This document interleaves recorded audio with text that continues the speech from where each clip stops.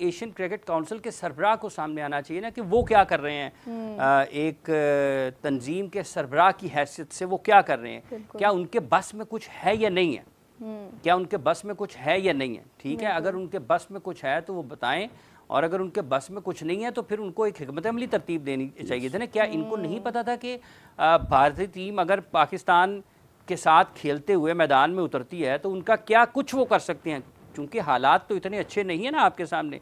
हालात तो ऐसे हैं कि आप एक जंग से निकले हैं ना, 10 मई को पाकिस्तान और भारत के माबैन होने वाली जंग में पाकिस्तान को कामयाबी मिली है, और उस जंग के बाद की ये हालात है ना, पोस्ट वॉर में आप जंग के बाद के हालात में आपको ये पहले से जायजा लेना चाहिए था, एक हिकमत अमली तरतीब देनी चाहिए थी कि वो क्या कर सकते हैं क्या नहीं कर सकते हैं। ये एक और बात है, क्या खेल और दूसरी पाकिस्तान क्रिकेट के नुक्ता निगाह से आपने मुकाबला करना है ना, आप इस मैदान में दुनिया की तमाम बेहतरीन टीमों के मुकाबले के लिए अपने आप को तैयार कर रहे हैं या नहीं कर रहे हैं। अफवाज पाकिस्तान ने अगर भारतीय फौज को धूल चटाई है, उनको इबरतनाक शिकस्त दी है, तो उसके लिए उन्होंने तैयारियां की, उन्होंने टेक्नोलॉजी इस्तेमाल की, उनका ह्यूमन रिसोर्स डेवलप हुआ, उन्होंने अटैक किया, अटेम्प्ट किया, सक्सेसफुली वापस आया सब कुछ करके।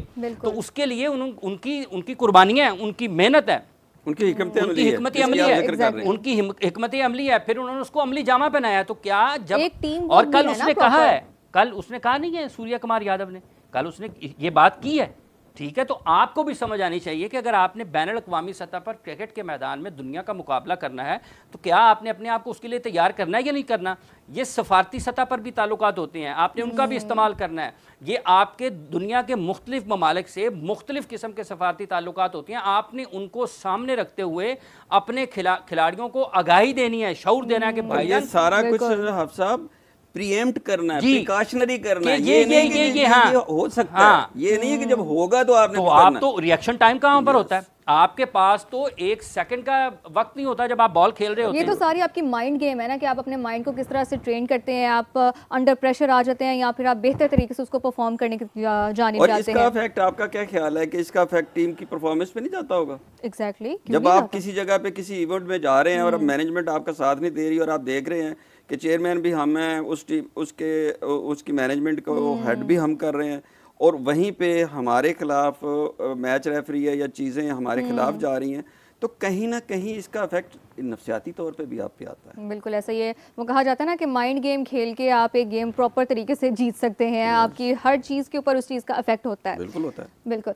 अच्छा, तो आज हमने डिस्कस कर लिया है पाकिस्तान की परफॉर्मेंस, थोड़ी सी हम इंडिया की परफॉर्मेंस को भी डिस्कस कर लेते हैं कि उनका जो स्पिन अटैक था। हाफिज साहब आप बताइए कि ठीक जीत गए जी, बस ठीक है, खत्म हो गया, जीत गया, इसके हमें कोई डिस्कस बिल्कुल नहीं करना चाहिए। हाफिज साहब तो बिल्कुल ही डिस्कस इसमें देखें, डिस्कस वहाँ की जाती है जहाँ मैच हो, तो वो देखें हमारे उनके साथ जो हमने बात की वो हमारा मौक़िफ़ है। बिल्कुल देखें, अब अदर देन दैट अगर हम सिर्फ क्रिकेट की बात करें तो सर उसने कहा क्रिकेट है ही नहीं, उसने क्या कहा है सूर्य कुमार यादव ने क्या कहा है मैच के बाद? उसने तो क्रिकेट की बात की, उसने क्रिकेट खेली नहीं, उसने क्रिकेट की बात एक एजेंडे के थ्रू आया, रिवेंज लिया ना, उसने तो रिवेंज लिया, उसने तो क्रिकेट की बात ही नहीं की। उसने बाद में क्या कहा है उसके बाद?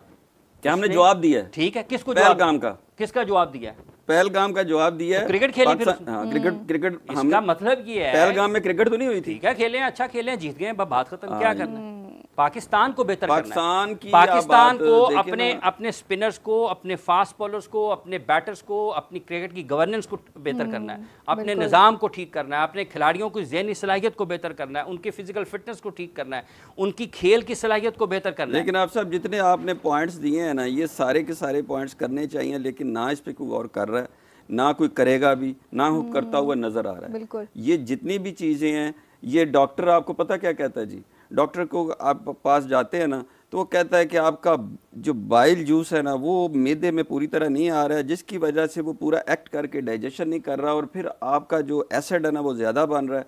अच्छा, इतनी वो कॉम्प्लिकेटेड सी बात कर देता है, हालांकि वो सिर्फ ये कह देना मरीज को कि भाई डाइजेशन ठीक नहीं है। बिल्कुल। तो बात ये है, ये जो हमारी मैनेजमेंट है ना, ये वो डॉक्टर वाली है कि हमें कॉम्प्लिकेटेड सा एक सिस्टम बता के, सिंपल बात ये है कि हमारी टीम 130-40 की टीम है, यही 2 साल पहले थी, यही आज। हम प्लेयर्स की बात कर रहे हैं कि बाबर आजम रिजवान होता तो पता नहीं क्या होता।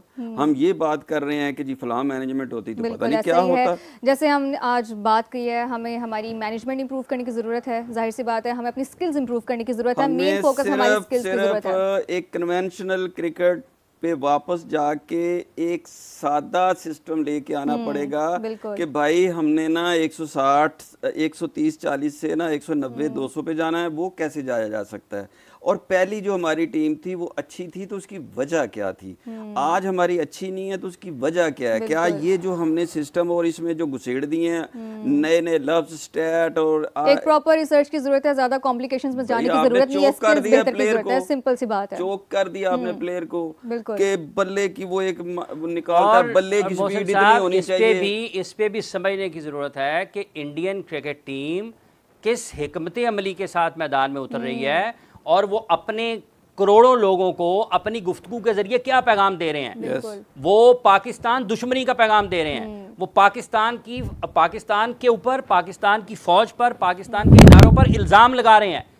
भारतीय कप्तान सूर्या कुमार यादव ने कल पाकिस्तान के ऊपर इल्जाम लगाया पोस्ट मैच सेरेमनी में। इसको समझने की जरूरत है। हमें उनके स्पिनर्स की क्या है, जाए खेल लिए अच्छा बट ठीक है, हमें अपनी चीजों को तैयार करना है और हमने उसका जवाब देने के लिए तैयार। क्रिकेट खेलने आए होते तो आज हम क्रिकेट पे बात कर रहे होते कि कल क्या मैच है, तो वो क्रिकेट खेलने आए नहीं। चलिए ठीक, अब at the end of the day उसने जो आके आपको कल के मैच के हवाले से हमने बहुत बात कर लिया, बहुत डिस्कशन कर लिया। अब हम थोड़ा सा आज के जो 2 हेडर्स हैं उनके बारे में भी बात कर लेते हैं। पहला मैच होगा यूएई और ओमान के दरमियान। दोनों टीमें जो हैं वो अपनी पहली फतह को देख रही हैं, दोनों में से किसी एक को अपनी पहली फतह मिलेगी। उसके बाद दूसरा मैच होगा श्रीलंका और हांगकांग के दरमियान। तो उसके हवाले से हम थोड़ा सा बात कर लेते हैं कि पिच के अकॉर्डिंगली या सिचुएशन के अकॉर्डिंगली किस टीम के लिए बैटिंग करना पहले ज़्यादा बेहतर है या जो टॉस जीत जाता है उसके लिए क्या ऑप्ट करना ज़्यादा बेहतर होगा पहले मैच में ओमान और यूएई?